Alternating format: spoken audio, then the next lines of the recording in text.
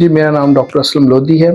मैं assistant professor हूँ independent medical college में साइकेट्री डिपार्टमेंट में, और 17 साल से मैं एडिक्शन पे रिसर्च कर रहा हूँ और इसको किस तरह से परमानेंट छोड़ा जा सकता है, किस तरह इस लानत से निजात हासिल की जा सकती है, इस पे मुख्तलिफ रिसर्च कर रहा हूँ ताकि इससे मुआशरे को पाक किया जा सके।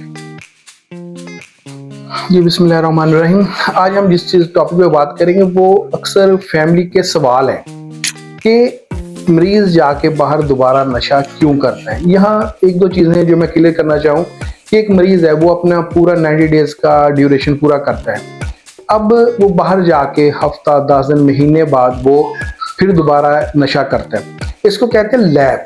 अब यहाँ ये बात फैमिली को भी समझनी चाहिए और ये चीज़ अब माइंड में क्लियर हो हर किसी की कि ऐसा कभी नहीं हो सकता कि एक मरीज ट्रीटमेंट करवा के जाए और दोबारा वो कभी ज़िंदगी में नशा करे ही ना, ये कभी भी नहीं हो सकता। इसमें लैप होना है। लैप का मतलब होता है स्लिप होना।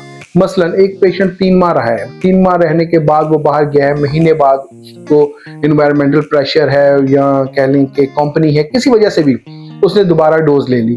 अब ये वो मकाम है जो कि ट्रीटमेंट का हिस्सा है। Lap is a part of treatment. उसने ऐसा करना था। अब मसला यहाँ ये है कि लोग फिर समझना शुरू कर देते हैं, फैमिली शुरू करती है कि जी तुम्हारा ट्रीटमेंट कराया था, पैसा ज़ाया हो गया, तुम्हारा सारा टाइम वेस्ट हो गया, तुम बाज नहीं आते। ये वो सारी मिस हैंडलिंग है जो फैमिली को समझनी चाहिए।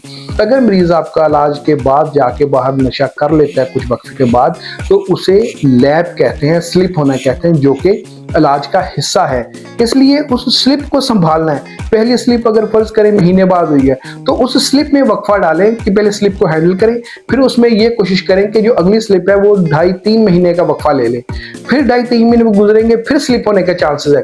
फिर ये इस तरह आहिस्ता आहिस्ता जो स्लिप होने का ड्यूरेशन है वो बढ़ता जाएगा, तब जाके मरीज परमानेंटली ठीक होगा। अदरवाइज ऐसा कभी नहीं होगा कि मरीज एक दफा ट्रीटमेंट करवा के जाए और दोबारा वो कभी नशा करे ना। इसलिए फैमिली को ये चीज समझनी चाहिए और फैमिली को ये चीज माइंड में रखनी चाहिए कि बाहर जाने के बाद ट्रीटमेंट खत्म नहीं हुआ।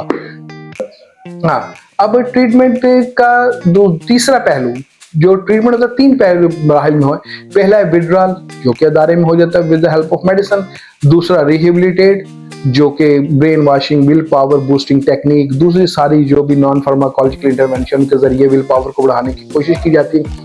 फिर तीसरा और सबसे अहम, जो कि पाकिस्तान में सबसे बड़ी वजह है रिलैप्स की, वो है मेंटेनेंस। मेंटेनेंस जो है सबसे इंपॉर्टेंट पार्ट है ट्रीटमेंट का।